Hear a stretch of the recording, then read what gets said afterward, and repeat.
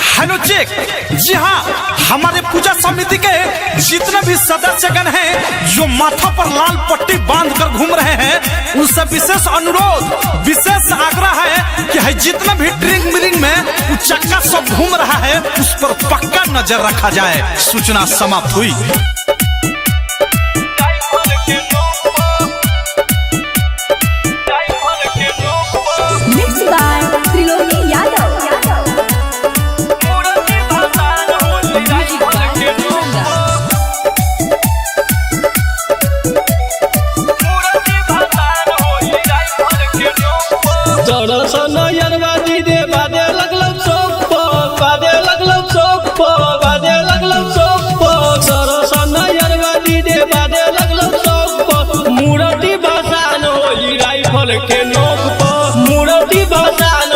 Rifle के नोक पर सरस नयरबाजी दे बादे लगल चौक पर, सरस नयरबाजी दे बादे लगल चौक पर। मूर्ति भसान होई राइफल के नोक पर, मूर्ति भसान होई राइफल के नोक पर, मूर्ति भसान होई राइफल के नोक पर, मूर्ति भसान होई राइफल के नोक पर।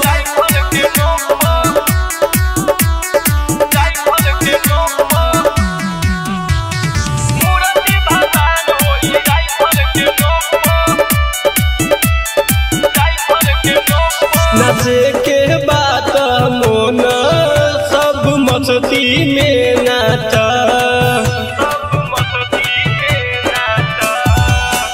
बानी के मूर्ति टेक्टर पूरा बस्ती में घूमा। गोरी तरी सुसंग ब्लॉक पे, गोरी तरी सुसंग ब्लॉक पे। मूर्ति भसान होई राइफल के नोक पे, मूर्ति भसान होई राइफल के नोक पर, मूर्ति भसान होई राइफल के नोक पे, मूर्ति भसान होई राइफल के नोक पर।